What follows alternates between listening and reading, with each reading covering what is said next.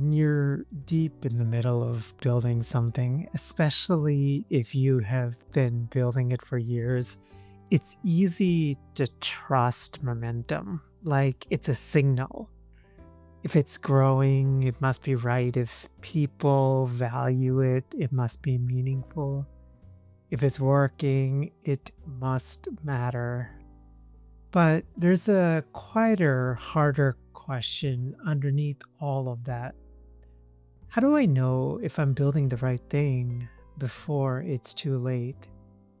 Not when it's too big to turn around, not when the sunk costs are too high, not after the nervous system has been worn thin, but now when there's still room to choose with clarity. A theme that I explore in videos and in my writing, especially at this intersection of being high achiever and being a builder, is this: achievement and growth can quietly erode optionality, your ability to respond when life turns unexpected. Optionality isn't just the freedom to pivot, it's the margin that protects your capacity to see whether what you're building still serves you, and not the other way around. You see, I'm guilty of this, but we often mistake motion for meaning and output for alignment. We tell ourselves if it's big enough or successful enough or well received enough, then it must be meaningful. But external success is a different variable from internal alignment. There's a fallacy in assuming that achievement equals fulfillment. If anything, achievement can actually amplify the very disconnection it once helped you escape from. So, what actually tells you you're on the right path? Here are 5 signals I've learned from coaching founders, talking with executives, and living this question myself over the past decade. First, the work feeds your nervous system, not depletes it.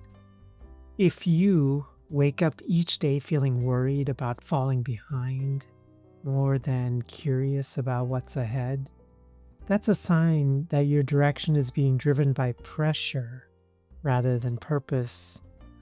If your work leaves you more available to the people and the roles that matter, faith, community, mentoring, that's evidence your path isn't costing your life. Second, you can articulate why it matters beyond the scoreboard. Success metrics are necessary, so long as they aren't the sole definition of value. In other words, can you describe why what you're building matters in terms that have nothing to do with growth curves, bios, or even applause? If the answer is relational, human, and about solving a real problem, not about scaling your ego, that's usually a deeper hint that you've built something worth building. Third, you're investing in margin at the same time you're investing in growth. Marginal time, marginal energy, marginal relationships. People often ask me how to balance ambition and well-being. Truthfully, it's still something that I'm still trying to figure out and navigate. But one thing I've learned is the answer isn't subtraction necessarily, like what we would think. It's allocation. When you build with margin, you protect your ability to see what's working and what's not, and to adapt before everything becomes irreversible.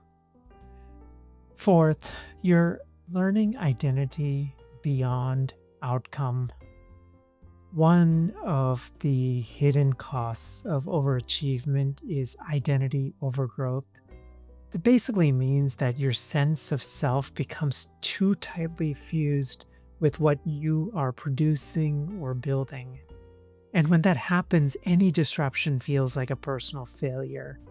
But when you can describe who you are, independent of your output, as a creator, a caretaker, a learner, a friend, that tells you you're grounded in a broader identity than a performative one alone.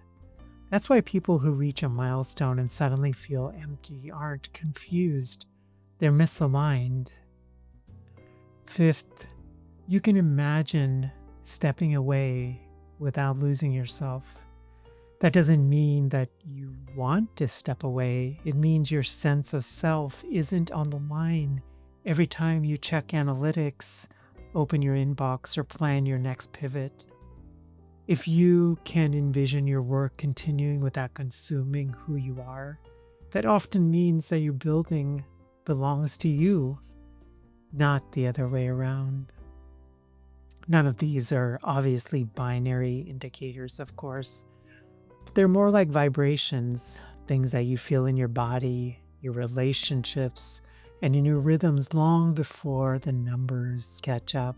And the danger isn't building the wrong thing. The danger is building something steady and stressful, but unsatisfying or misaligned with who you're becoming.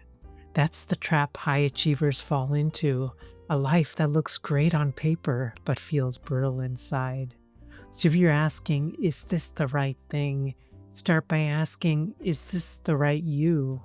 Not the version of you that existed 5 years ago, not the version chasing growth for validation, but the version who shows up calm and grounded and present for yourself and the people around you and those that you love. When those two, your work and yourself, begin to resonate, you begin to sense the answer long before it's measurable. And that's how you know you're building not for survival, but for legacy. If this line of thinking matters to you, please consider subscribing to this channel. We explore things like sustainable value, aligned building, not just acceleration. And if you love hearing thoughts like this and want these in your inbox, if you want more reflection, like twice a month, I create this newsletter called The Quiet Builder. It's over at sellingthecouch.com/quiet builder. More than anything, I just want to encourage you to build with clarity and not just with urgency.